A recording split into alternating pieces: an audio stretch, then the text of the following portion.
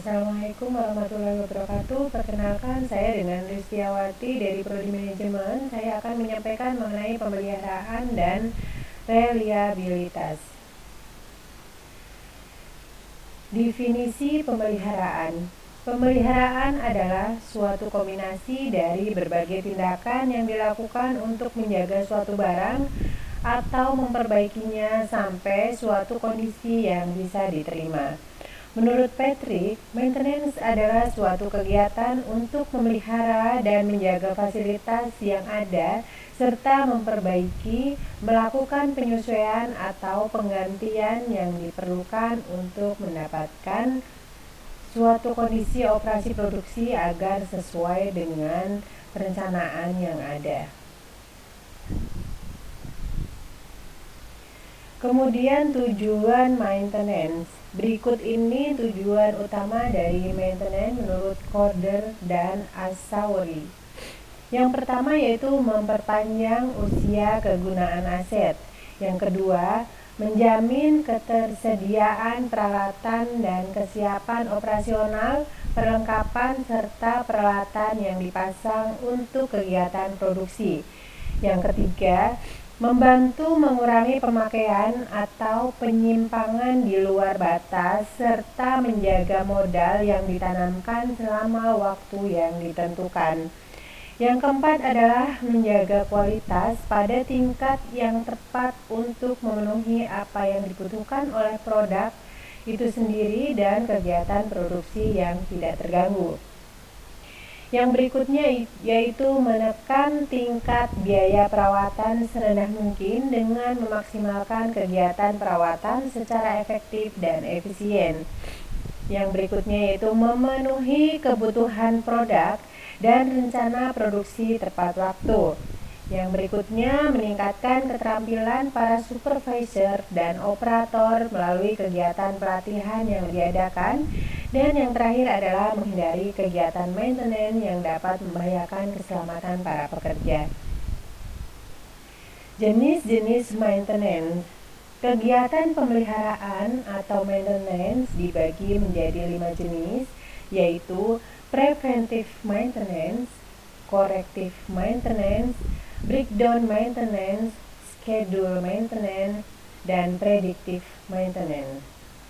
Berikut penjelasan masing-masing jenis kegiatan maintenance. Yang pertama yaitu preventive maintenance. Menurut Ebeling, preventive maintenance atau pemeliharaan pencegahan adalah pemeliharaan yang dilakukan secara terstruktur. Pada umumnya, pemeliharaan dilakukan secara periodik, di mana sejumlah kegiatan seperti inspeksi dan perbaikan, penggantian, pembersihan, pelumasan, penyelesaian, dan dilakukan penyamaan agar sama. Yang kedua yaitu corrective maintenance. Menurut Patrick, corrective maintenance adalah kegiatan perawatan yang dilakukan setelah mesin atau fasilitas produksi mengalami kerusakan atau gangguan sehingga tidak dapat berfungsi dengan baik. Dalam hal ini, corrective maintenance sering disebut dengan kegiatan reparasi atau perbaikan. Yang ketiga yaitu breakdown maintenance. Dilansir dari Jurnal Universitas Muhammadiyah Malang, breakdown maintenance adalah suatu kebijakan perawatan dengan cara menggunakan mesin atau alat secara terus-menerus hingga rusak sampai tidak bisa dipakai. Kemudian setelah itu baru diperbaiki atau diganti dengan yang baru. Sayangnya kebijakan maintenance ini kurang baik karena dapat menimbulkan biaya yang sangat besar.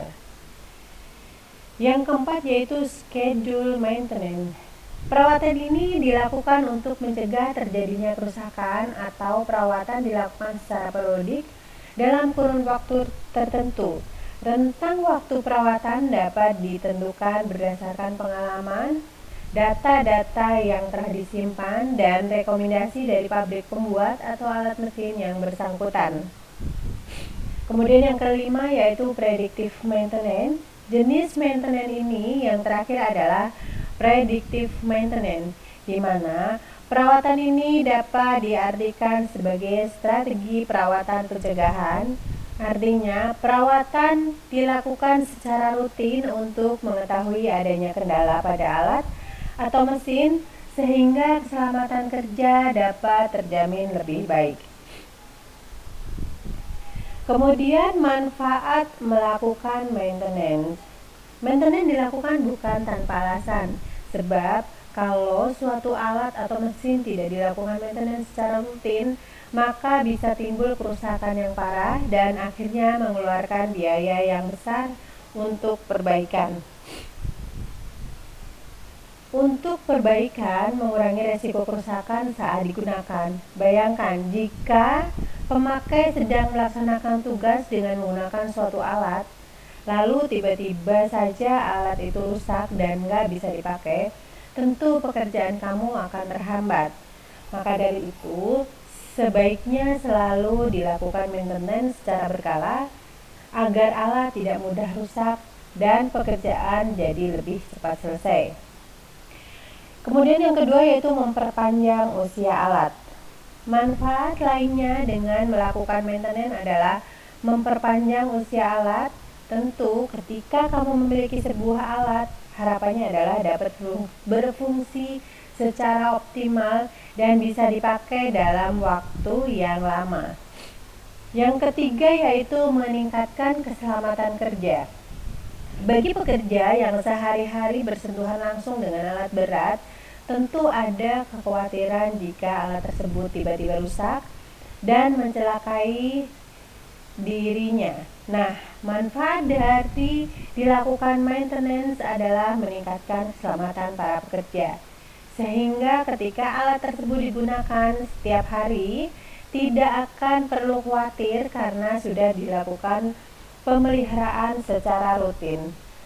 Yang keempat yaitu menghemat biaya pengeluaran.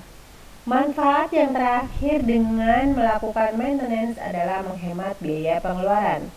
Memang melakukan pemeliharaan secara rutin tetap membutuhkan biaya besar. Besar kecilnya biaya tergantung dari alat tersebut. Kemudian yang selanjutnya adalah proses atau alur maintenance. Untuk melakukan maintenance tidak bisa dilakukan secara sembarangan, sebab ada berbagai alur maintenance agar alat atau mesin tetap berjalan dengan baik. Dilansir dari situs Upkeep, berikut proses atau alur maintenance. Yang pertama adalah identifikasi masalah, yaitu ketahui masalah apa yang dialami pada alat atau mesin. Jangan sampai salah mengidentifikasi kerusakan, nantinya alat tersebut bukannya malah benar, malah semakin rusak atau tidak bisa dipakai. Yang kedua yaitu periksa alat. Jika sudah menemukan masalahnya, cek kembali alat yang rusak tersebut. Bisa terjadi kerusakan kecil, maka harus paham secara memperbaikinya seperti apa. Lain halnya jika kerusakan cukup parah, maka alat harus diperbaiki oleh orang yang ahli atau diganti dengan spare part yang baru.